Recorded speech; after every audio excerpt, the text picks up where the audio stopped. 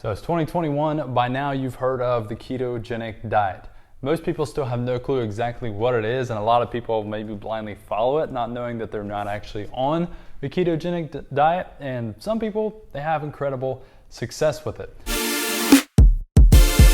Maybe you're watching this from the future and we've evolved as a species to live purely off of butter.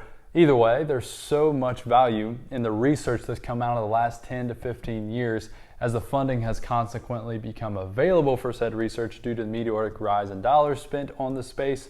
But I guess if there's anything that's good has come from the companies that sell fat loss supplements to people, that could be it. But the truth is, ketones are actually really super cool. You do have improved mental clarity on a ketogenic diet. You do experience improved insulin sensitivity and reduced inflammation and thus joint pain if you're doing things right.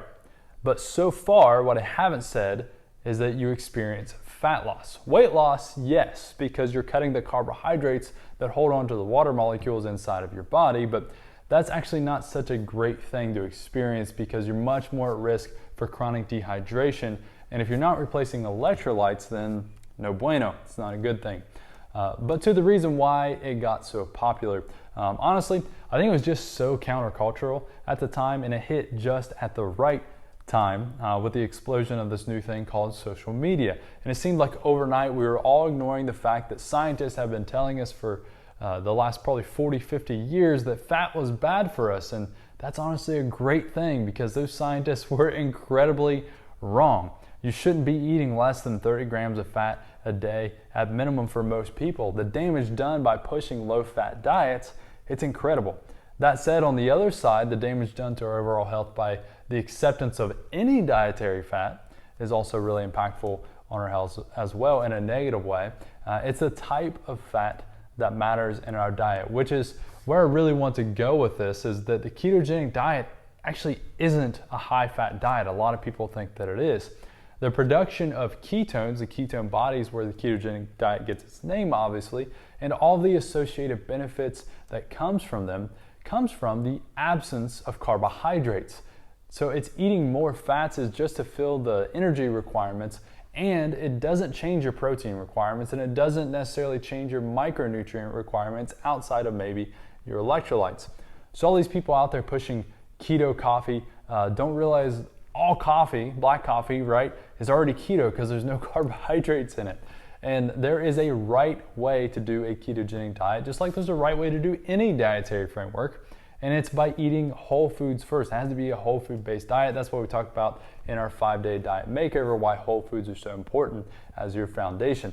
Now, what has really spurred the popularity of the ketogenic diet, however, is that everyone has been told, and correctly, I might add, that the foods that they eat that were bad are now okay and acceptable because they're high in fat and not in carbohydrates or sugar. Then if you want that sweetness, just hammer down on the chemicals and artificial stuff and it'll get you by. But my issue is we never deal with the real underlying problems that cause us to overeat and thus gain weight. That's the inability to handle stress and subsequent use of food to alleviate it, the guilt around eating certain foods, and the lack of nutrients in our diet that causes our brain to continue to seek out calories. Even though we have enough calories, we just don't have enough nutrients. But if you address those things, those aren't specific to any diet at all. Those are the keys to success regardless of what diet you're doing. If you're like me, you just prefer to eat whole foods and get enough protein in your diet, and you don't need a diet quote to beat on. But if using a framework does work for you, then that's great too. There's nothing wrong with that. But I highly suggest trying and failing at as many diets as you can, because you'll inevitably learn what you enjoy and what works for you. The problem is when we layer in guilt during that process. It really complicates things. Instead of learning, we just feel bad, and nobody wants that. Or you're like most people and you could be crushing it, but you don't know what to look for or what that looks like. So you give up even when you're on the right path. And that's where working with a great coach comes in, like the Uplift Fitness certified coaches that we have on staff ready to help you. Oh, and one last note, ladies, probably not a great idea for you to do a ketogenic diet, or fasting for that matter, for extended periods of time, i.e. More than maybe 2 or 3 weeks. Cycling on and off is a good idea, all calories equated. But if you want to learn more about any diets and nutrition for beginners and get real coaching tips that we use with our very own clients, you can download our free 5-day diet makeover right now at upliftfitnessohio.com, or you can click the link in the description, or heck, just send us a DM and we'll send it right to you.